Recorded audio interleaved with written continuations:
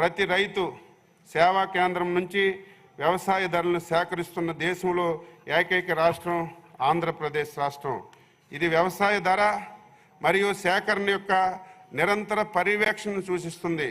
ఈ యాప్ ద్వారా ప్రతిరోజు ధరలు సేకరిస్తారు మరియు అవసరమైన చోట మార్కెట్ జోక్యం చేసుకుంటారు. రైతు బజార్లు మధ్యవర్తులు లేకుండా రైతులు నేరుగా కూరగాయలు విక్రయించడం మరియు వినియోగదారులకు సరసమైన ధరలకి నాణ్యమైన వ్యవసాయ తాజా కూరగాయలను అందించాలనే లక్ష్యంతో రైతు బజార్లు స్థాపించబడ్డాయి. రాష్ట్రంలో 121 రైతు బజార్లు ఉన్నాయి. మరో 29 రైతు బజార్లు పనులు వివిధ దశల్లో పురోగతిలో ఉన్నాయి. వీటిలో 73 రైతు బజార్లు స్వయం సమృద్ధిగా ఉన్నాయి. 2024-25 ఆర్థిక సంవత్సరానికి ప్రతిపాదించినటువంటి ఆవిష్కరణలు సంస్కరణలు మెరుగుపడడం వల్ల మార్కెట్ శాఖలో కార్యకలాపాల్లో పారదర్శకతను పెంపొందించడానికి మరియు నగదు రహిత లావాదేవీల ద్వారా చెక్ పోస్టుల్లో అక్రమాలను మరియు అవకతవకలను ఆస్కారం లేకుండా చేయడానికి ఎండ్ టు ఎండ్ డిజిటలైజేషన్ చేశాం. రైతుల ఉత్పత్తులకు మార్కెట్ సౌలభ్యం కోసం గిడ్డంగులను మార్కెట్లుగా ప్రకటించడం, రైతుల ఉత్పత్తులను నిజమైన ధరను కొనుగోలు కోసం పోటీని పెంచడం. దేశవ్యాప్తంగా భారత ప్రభుత్వం ఈనామ్ ప్లాట్ఫామ్లో హోల్సేల్ మార్కెట్లని ఏకీకరణ చేయడం, రైతు ఉత్పత్తిదారులకు సంఘాల్లో బోర్డింగుల్లో ఉన్న రైతుల్ని ఈరోజు కొనుగోలుదారుల్ని ఆస్పేర్లు మరియు లాజిస్టిక్లను బలోపేతం చేయడానికి ఈనామ్ ప్లాట్ఫామ్లోకి నమోదు చేయడం జరుగుతుంది.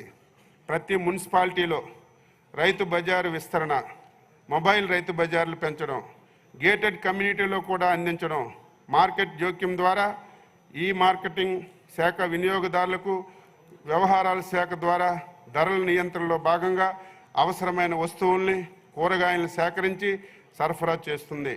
2024-25 సంవత్సరానికి గాను మార్కెటింగ్ శాఖకు 314.80 కోట్ల బడ్జెట్ని ప్రతిపాదిస్తున్నాం. సహకార శాఖ.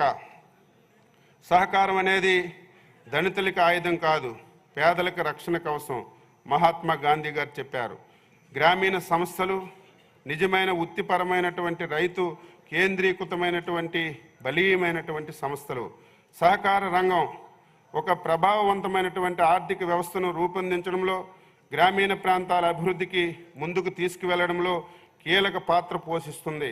వ్యవసాయం అనుబంధ రంగాలను ప్రోత్సహించడంలో ఈ రంగం ప్రధాన పాత్ర పోషించే సామర్థ్యాన్ని కలిగి ఉంది.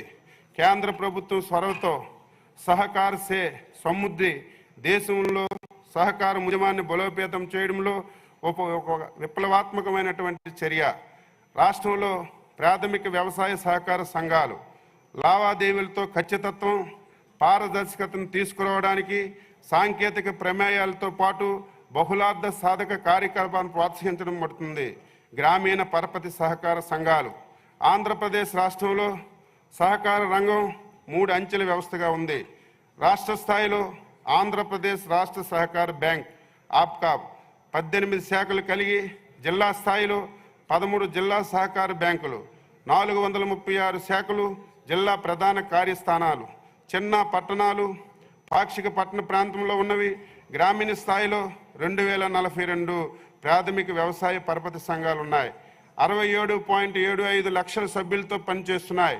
ఆప్కాబ్ 2024-25 సంవత్సరంలో 4,404.71 కోట్లు SEO రుణాలు, 559.58 కోట్లు దీర్ఘకాలిక వ్యవసాయ పరపతిని అందించింది. కౌలు రైతులు. రాష్ట్రంలో కౌలు రైతులు వ్యవసాయ ఉత్పాదకులు అవసరమైనటువంటి సహాయం అందించేవారు, కానీ ఆర్థిక సవాళ్ళను ఎదుర్కొంటున్నారు. భూమిపై యాజమాన్యం లేకపోవడం, అధికారిక ఆర్థిక సంస్థలు అనుషంగిక భద్రత లేని కారణంగా వారి ఆర్థిక సహాయం చేయడానికి ముందుకు రావటం లేదు. ఆంధ్రప్రదేశ్ రాష్ట్ర సహకార బ్యాంకు అవసరమైన సకాలంలో రుణాన్ని పెంపొందించేందుకు కౌలు రైతు విధానాన్ని ప్రారంభించింది. 2024-25 సంవత్సరంలో 18,624 మంది కౌలు రైతులకు SAA రుణం కింద 163.69 లక్షలు అందించడం జరిగింది.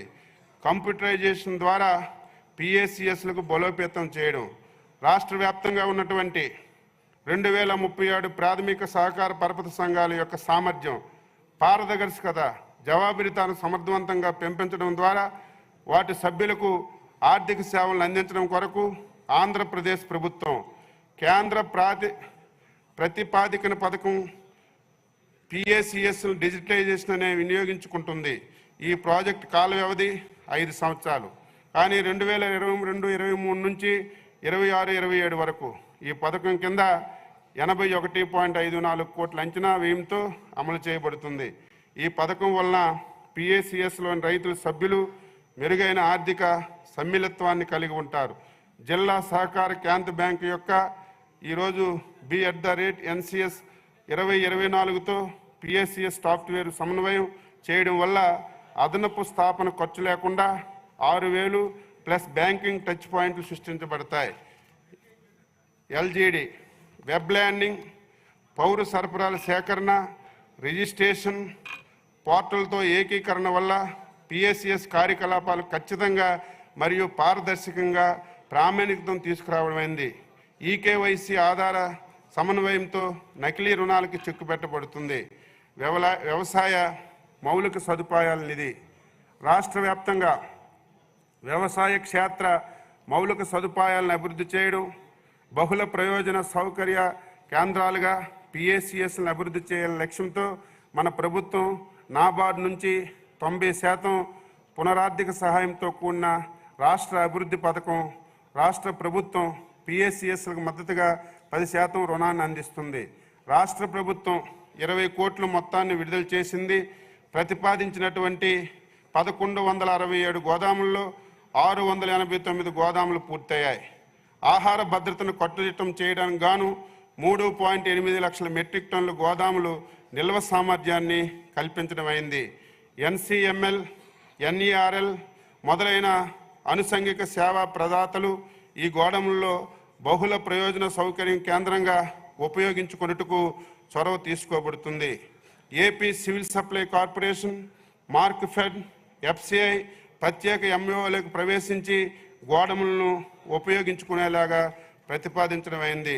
ఇతర కార్యకలాపాలు విస్తారమైనటువంటి గ్రామీణ ప్రాంతాలు కలిగి ఉన్నటువంటి పిఎస్సిఎస్లను వాటి సుస్థిరతను పెంపొందడానికి ఈ పరిపాలనా సేవల కోసం సాధారణ సేవా కేంద్రాలుగా, నోడల్ కేంద్రాలుగా వినియోగించబడుతుంది. పిఎస్సిఎస్లు నిర్వహిస్తున్నటువంటి పెట్రోల్, డీజిల్ డీలర్షిప్ల యొక్క వ్యాపార నమూనా ఆంధ్రప్రదేశ్ రాష్ట్రంలో ఉద్భవించింది. 26 పిఎస్సిఎస్లో పెట్రోల్ బంకులు పనిచేయడం ప్రారంభించాయి. పెట్రోలు మరియు సహజ వాయు మంత్రిత్వ శాఖ 64 NOCలను జారీ చేసింది. చౌక ధరలకు ఆరోగ్య సంరక్షణ సేవలు మెరుగుపరచడానికి గ్రామీణ ప్రాంతాల్లో జనరిక్ మందులను అందుబాటులోకి తీసుకురావడం కోసం పిఎస్సిఎస్ని జన్ ఔషధి కేంద్రాలుగా మార్చాం.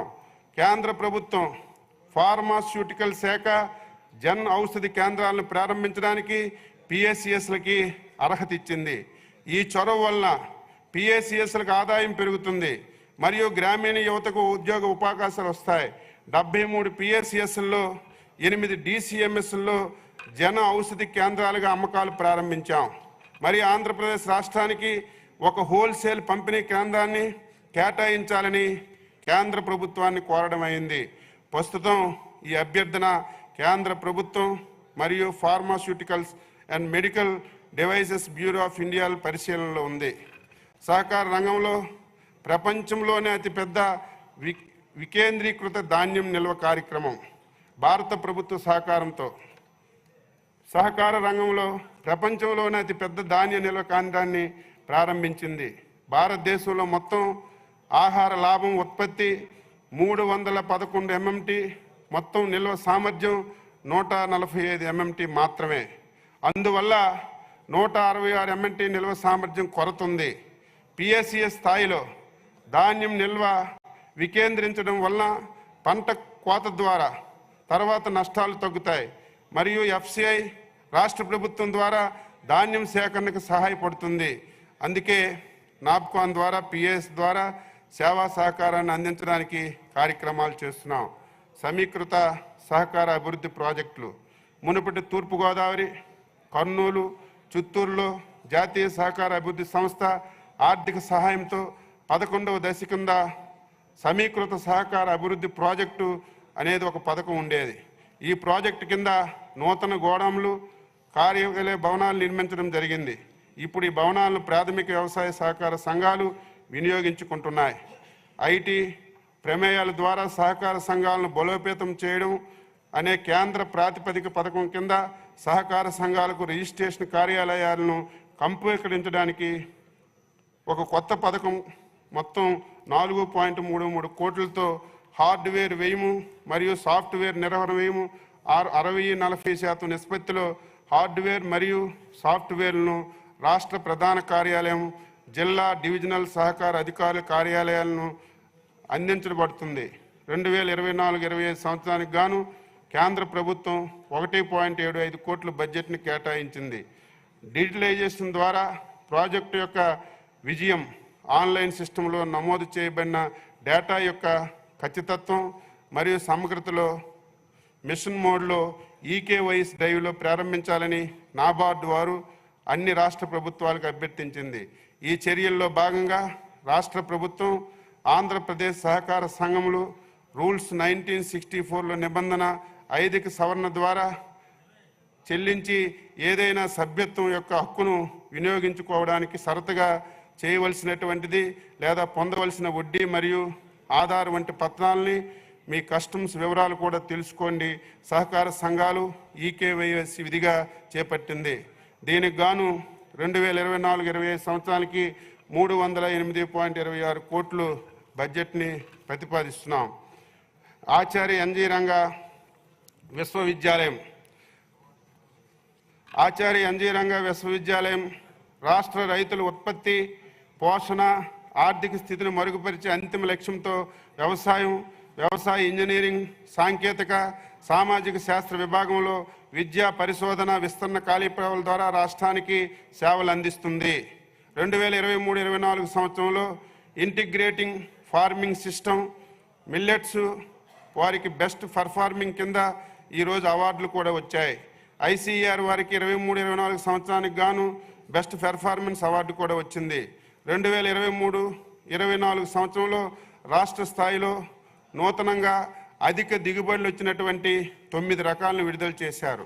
2024-25 సంవత్సరంలో 10 ప్రధానమైన పంటల్లో డ్రోన్ ద్వారా వ్యవసాయ రసాయనాలను పిచికారీకి స్థిరమైన కార్యాచరణ విధానాలను అభివృద్ధి చేయడంలో విశ్వవిద్యాలయం దేశంలోని మొట్టమొదటిది. వీటితో పాటుగా డ్రోన్ పైలట్లకి శిక్షణ కూడా నిర్వహిస్తుంది.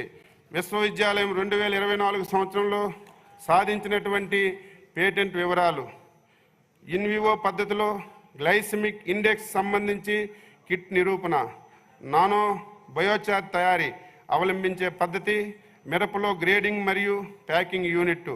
వ్యవసాయ విశ్వవిద్యాలయంలో స్థిరమైన ఆదాయం ద్వారా రైతుల శ్రేయస్సుని పెంపొందించేందుకు ఎదురు చూస్తూ పర్యావరణ వ్యవస్థను పర్యవేక్షిస్తూ ఆహారం మరియు పోషక భద్రతల కోసం వాతావరణ స్మార్ట్ వ్యవసాయ పద్ధతుల్ని ప్రోత్సహించడం జరిగింది.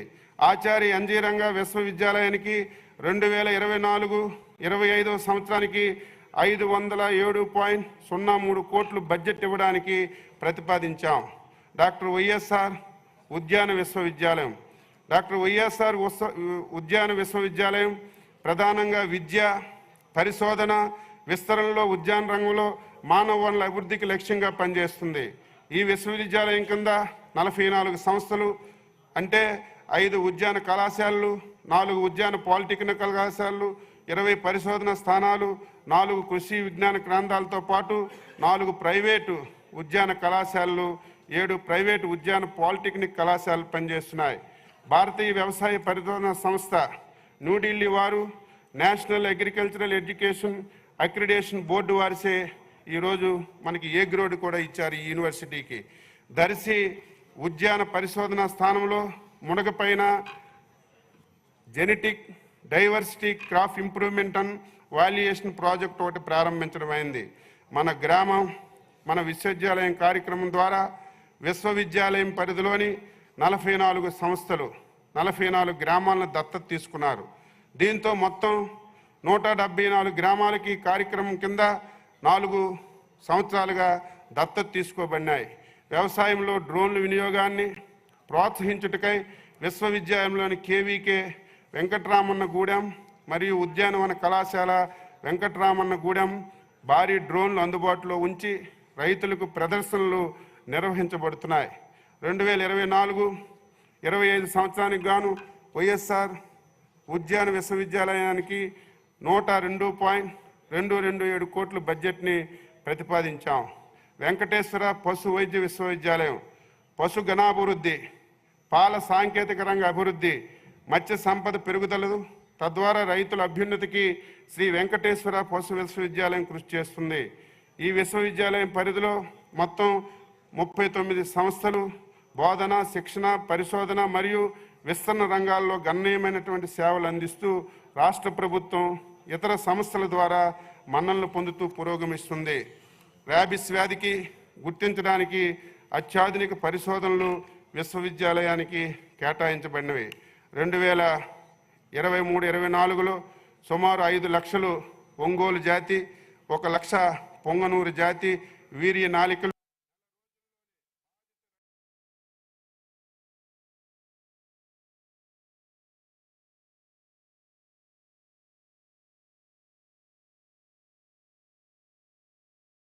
పరీక్షలు చేయడంలో విమర్శించారు. పంటల దిగుబడికి కీలకమైనటువంటి సూక్ష్మ పోషకాలను అలాగే చిన్న సన్నకారు రైతులకు అత్యంత అవసరమైనటువంటి వ్యక్తిగత పనిముట్లను రాయితీపై అందించలేదు. రబీ కాలంలో పంటలు నష్టపోయినటువంటి రైతులకు పంటల బీమా సాయంతో అండగా నిలవాలన్నటువంటి బాధ్యతను గత ప్రభుత్వం గాలి కొదిలేసింది. అంతేకాకుండా ఆంధ్రప్రదేశ్ మత్స్య విశ్వవిద్యాలయం చేపల పెంపకం, ఆక్వా కల్చర్లో వృత్తిపరమైనటువంటి నాణ్యమైనటువంటి విద్యను అందించడం లక్ష్యంగా పశ్చిమ గోదావరి జిల్లా నరసాపురంలో నూతన ఫిషరీస్ సైన్స్ కళాశాలలో 60 మంది విద్యార్థులతో ప్రవేశాలు కల్పించడం అయింది.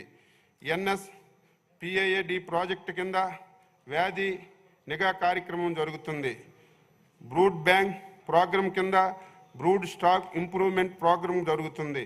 రాష్ట్రంలో మత్స్య మరియు ఆక్వా రంగాల సమగ్ర అభివృద్ధి కొరకు కావలసినటువంటి నిపుణులను తయారు చేయడం జరుగుతుంది.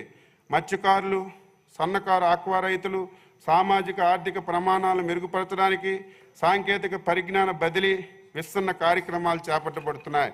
2024-25లో ఆశించే కీలక ఫలితాలు అత్యాధునికటువంటి మల్టీమీడియా మాడ్యూల్స్ ద్వారా విద్యార్థులకి నాణ్యమైన విద్య అందించడం, ఎక్స్టర్నల్ ఫండింగ్ ప్రాజెక్టుల ద్వారా పరిశోధన కార్యక్రమాలను బలోపేతం చేయడం, చేపల పెంపకందారులకు అధునాతన రోగ నిర్ధారణ, చికిత్స సదుపాయాలు అందించడం, ఆక్వా కల్చర్లో అధునాతన సాంకేతిక పరిజ్ఞానంపై మరిన్ని శిక్షణా కార్యక్రమాలు నిర్వహించడం, కొత్తగా ఏర్పాటైనటువంటి ఏపీ ఫిషరీస్ యూనివర్సిటీకి 18 కోట్లు మరియు శాశ్వత భవనాలు, మౌలిక సదుపాయాల కోసం 20 కోట్లు, 2024-25 ఆర్థిక సంవత్సరానికి 38 కోట్లతో బడ్జెట్ను ప్రతిపాదించాం.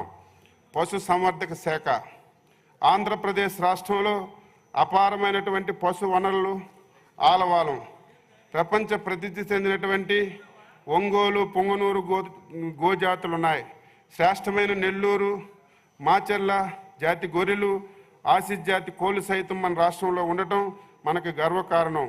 ప్రతికూల వాతావరణ పరిస్థితుల్లో సైతం స్థిరమైనటువంటి ఆదాయ వనరుగా, సుస్థిర సూచిక ఈ రంగంపై ఆధారపడిన పేదవారికి జీవనాధారంగా వారి బతుకుల తెరువులను ఇస్తున్నటువంటి పశు సంవర్ధక రంగానికి గౌరవులైనటువంటి ముఖ్యమంత్రి గారు పశు సంవర్ధక శాఖలో వినూత్న కార్యక్రమాలను ప్రోత్సహించడంతో పాటు పశు పోషకులకు అత్యంత ప్రాధాన్యత ఇస్తూ 2024-25 నాటికి దేశంలో పాలు, మాంసం, గుడ్లు ఉత్పత్తిలో మొదటి 3 స్థానాల్లో నిలవాలని మన ప్రభుత్వం లక్ష్యంగా పెట్టుకుంది. 2024-25 ఆర్థిక సంవత్సరానికి గోకులం పథకం ద్వారా మహాత్మా గాంధీ జాతీయ గ్రామీణ ఉపాధి నిధులతో పశువుల ఆశ్రయం కల్పించలేని షెడ్యూల్ కులాలు, షెడ్యూల్ తెగలు, దారిద్ర్య రేఖ దిగువనున్న కుటుంబాలకు చెందిన పేద పశు పోషకులకు 90% రాయితీపై 2, 4, 6 2 పశువులు, 4 పశువులు, 6 పశువులు షెడ్ల నిర్మాణం చేపట్టడానికి 70% రాయితీపై గొర్రెలు, మేకలు, కోళ్ల షెడ్ల నిర్మాణానికి ప్రతిపాదించడం జరిగింది. రాష్ట్రంలో అన్ని జిల్లాల్లో వీధి పశువుల ఆశ్రయం కల్పించడం, రక్షించడం, పోషించడం, చికిత్స అందించడం, పునరావాసం కల్పించేందుకు మహాత్మా గాంధీ జాతీయ ఉపాధి హామీ పథకం కింద ప్రతి జిల్లాకు 50 లక్షల చొప్పున మొత్తం 26 జిల్లాలకు 13 కోట్లు కేటాయించి జిల్లాకి ఒకటి చొప్పున గోశాలలు నిర్మాణం చేపట్టడానికి అనుమతులు మంజూరు చేయడం జరిగింది. పశు పోషకులకు ఇంటి వద్దనే అత్యుత్తమ పశు వైద్య సేవలు అందించాలనే లక్ష్యంతో 340 సంచార పశు ఆరోగ్య సేవ వాహనాలను అందుబాటులో ఉంచడం జరిగింది. ముఖ్యంగా ఈ వాహనాల ద్వారా పశు ఆరోగ్య సేవలతో పాటు అనారోగ్య పశువులు ఉన్న చోటకే సత్వర పశు వ్యాధి నిర్ధారణ జరిపి ఖచ్చితమైన నాణ్యమైనటువంటి పశు వైద్యం అందించడం జరుగుతుంది. ఈ పథకం ద్వారా పశు వైద్య సేవలు అందించడానికి, వాహనాల నిర్వహణకు, సిబ్బంది జీతభత్యాలకు ఈ ఆర్థిక సంవత్సరంలో 19.34 కోట్ల నిధులు ప్రతిపాదించడం జరిగింది. ఈ ఆర్థిక సంవత్సరంలో పశుగ్రాస అవసరాలు తీర్చడానికి 22 కోట్ల అంచనా వ్యయంతో పశుగ్రాస భద్రతా విధానం 2021-26ని అమలు చేయాలని ప్రతిపాదించింది. ఇప్పటి వరకు 5,519 మంది పశు పోషకులకు 75% రాయితీపై 1,211.42 మెట్రిక్ టన్నులు పశుగ్రాస విత్తనాలు మరియు 60% రాయితీపై 2,971 మెట్రిక్ టన్నులు సంపూర్ణ మిశ్రమ దానా సరఫరా చేయడం జరిగింది. పశువులు, జీవాలు, పందులు మరణించినట్లయితే పోషకులకు ఆర్థికంగా నష్టపోకుండా ఆదుకునేందుకు ఈ ఆర్థిక సంవత్సరం 25 కోట్ల వ్యయంతో పశు బీమా పథకాన్ని అమలు చేయడం జరుగుతుంది. ఈ పథకం కింద ప్రభుత్వం ఎస్సీ, ఎస్టీ, బీపీఎల్ కుటుంబాలకు చెందినటువంటి పశు పోషకులకు చెల్లించవలసినటువంటి బీమా ప్రీమియం 80% రాయితీ ఇస్తున్నాం. ఏపీఎల్ కుటుంబాలకు చెందినటువంటి పశు పోషకులకు బీమా ప్రీమియం 50% రాయితీ అందిస్తుంది. పశు పోషకులకు సరళమైనటువంటి సరళీకృత విధానంతో ఒక విండో కిందకు తీసుకొచ్చి బ్యాంకుల నుండి సకాలంలో పశువుల దానా, ఆరోగ్య నిర్వహణ, పశుగ్రాసాల సాగు, ఇతర కార్యక్రమాల కోసం స్వల్పకాలిక రుణాలను అందించడానికి ప్రచార పద్ధతిలో రాష్ట్రంలోని అర్హులైన పశుపోషకులందరికీ పశు కిసాన్ క్రెడిట్ కార్డులు పీకేసీసీ జారీ చేయాలని ప్రభుత్వం ప్రతిపాదించింది. పశువుల ఆరోగ్యానికి అత్యంత ప్రాధాన్యత ఇస్తూ ఈ ఆర్థిక సంవత్సరం 81.83 కోట్ల నిధులతో అన్ని పశు వైద్యశాలలకు మందులు సరఫరా చేయడానికి ప్రతిపాదనలు తయారు చేయడం జరిగింది. ఈ ఆర్థిక సంవత్సరం పశువుల వ్యాధుల నియంత్రణ, టీకాలు మరియు నులిపురుగులు మందుల కొనుగోలు సరఫరా కొరకు 29.75 కోట్లు ప్రతిపాదించడం జరిగింది. ఈ ఆర్థిక సంవత్సరంలో 0.37 కోట్ల బడ్జెట్తో షెడ్యూల్ కులాల ఆవాస ప్రాంతాల్లో పశువుల పునరుత్పత్తి శిబిరాల నిర్వహణ, మందుల కొనుగోలు, దూడల నిర్వహణ కొరకు కేటాయించడం ప్రతిపాదన సిద్ధం చేయడం జరిగింది. యాదవ, కురుమ